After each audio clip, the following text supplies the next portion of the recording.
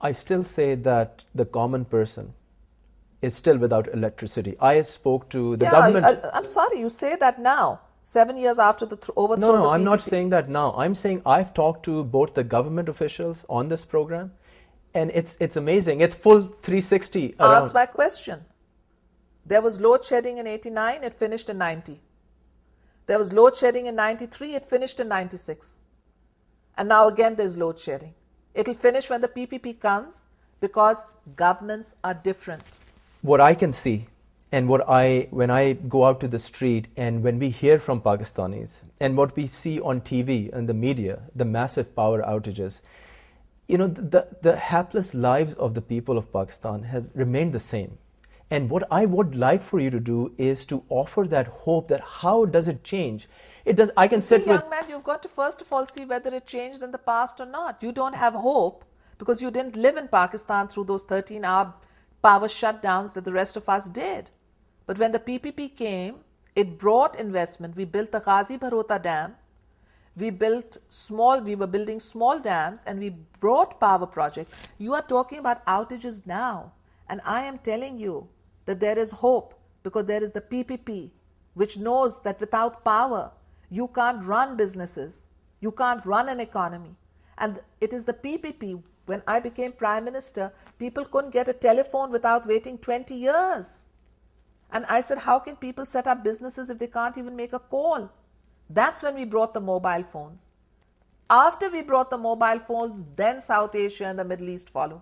We were the first country, whether it's power shutdowns, whether it's mobile phones, whether it's fertilizers on time to allow agricultural production to increase, whether it's increasing GNP ratio to be spent on education, it's the People's Party that does this. Maybe people don't know it yet. Maybe there was so much rumor and propaganda that people weren't willing to look at it. But ordinary people who lived under the PPP know the difference. And that's why we say, let there be elections. Let people of Pakistan decide how they were under one government and how they are under another government.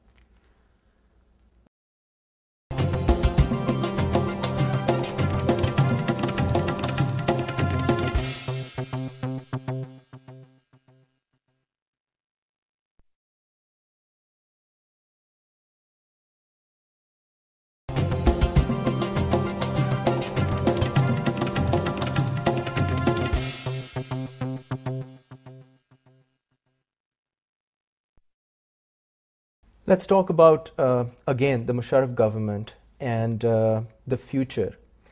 Some of even the diehard PPP fans, when they saw what occurred in London in terms of, the democratic treaty that you had come up with, is the opposition now focused in on that single point agenda to get Musharraf out of power, or is there really a reconciliation between parties that didn't see eye to eye at all? I know you've been asked this question before, but tell us, there are a lot of PPP fans of Benazir Bhutto, who cannot stand the fact that, here she is sitting with Nawaz Sharif of all people, signing treaties and so on. How do you respond? Well, politics is about having a common view. For me, I don't look upon politics in a personal way. There's been criticism of the PPP, for example, for supporting the bill for the repeal of women's rights. But for us, it's not an issue of General Musharraf or the state of our relations with him. For us, the repeal of the laws that are discriminatory towards women is about the rights of women and what are we going to do about the rights of women. So too with Mr. Nawaz Sharif, we had a very difficult relationship. And a lot of people in the PPP suffered during his terms in government. But for us, it's not an issue of tribalism or badla or let's get to each other. No, it's about issues. And Nawaz Sharif, having been in exile, having been in prison, having been Prime Minister, also knows what some of the difficulties are. And we both decided that we had to work together in highlighting some of these issues and in determining that irrespective of election results, whether we're in coalition together, whether we're in government and opposition, whatever the situation, that there are some basic reforms that we must commit ourselves to. You forgave the party, the person that put your husband behind bars? I just don't want to go down that route. I know where you're taking me, and I don't want to go down that route. What I want to focus on is that the PPP and I don't look at personalities. We look at issues. We fight for our principles.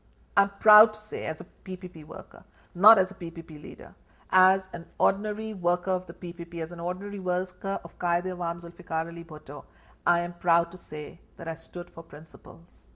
And I think that everybody in the PPP, we pride ourselves on fighting for principles, fighting for a cause, fighting for a mission, fighting for what we believe in.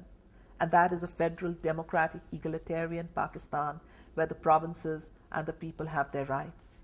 And so when we dealt with Mr. Nawaz Sharif, we dealt with it in terms of our principles of a pluralistic, tolerant nation state where there is justice and the rule of law. We're running out of time. I appreciate you giving us so much time. I'm going to ask you this last question, and it's really an advice to our audience. The Pakistani Americans, the expatriates across the world. Again, I'll go back to that same thing. You know, we keep hearing all of these, the defenses. If I talk to a spokesperson of the current government, they play the blame game. They basically say that the power crisis started in Benazir Bhutto's time. Nobody says that. I'm sorry, nobody says that. I can show me, because I have not seen a single person say that. On record, I have General Shaukat Sultan in an interview clearly lay the blame on his predecessors and all the people. No, predecessors is a very wide word. No, but I know that you will not find a single person in uniform or out of uniform who will say that Benazir Bhutto is responsible or the PPP for power shortages. Yes, people in uniform or the establishment may criticize us for certain things, but they also have a sense of honor, and they will not ever say that People's Party is responsible for power shutdowns. Okay, I'll again go back to that same point. The point still remains the same. It is basically that people see governments changing, heads changing, and then there's bickering amongst them in terms of who did what and when was it done and so on and so forth. But really the people are looking for hope. They had hope when you came to power. Then things started falling apart. They had hope when Nawaz Sharif came to power. And then, this cycle went on. And then they had hope when Musharraf came to power. And for the first year, there was Ehtisab and so on. But now that's falling apart too. So I would like for you, as a future Prime Minister of Pakistan, what's your advice? What would you say to the Pakistani Americans, to the people who are sitting from the outside and who are they want to help Pakistan. They want to help Pakistan succeed, and they're looking for leaders who are going to make a valid change. Now, if you can tell them that here is the difference that I'm going to bring to the table if I'm elected tomorrow, I think they'd love to hear from you. Okay, I'd like to tell the Pakistani Americans through your good offices, don't lose hope in the leaders of Pakistan. And I would especially urge them not to lose hope in me. I may have disappointed some of them in the past, but I can tell them that we are committed to a democratic Pakistan. We are committed to a tolerant Pakistan. We are committed to a Pakistan free of terrorism, a Pakistan that will improve relations with its neighbors, and a Pakistan that will invest in its people, invest in schools, invest in hospitals, invest in clean drinking water, and also invest in human rights. And I want to tell the Pakistani Americans that we in Pakistan really appreciate the support that they have given to democracy, the support that they gave in the last earthquake that we had, and that I feel that people of Pakistan have this great strength in the Pakistani Americans.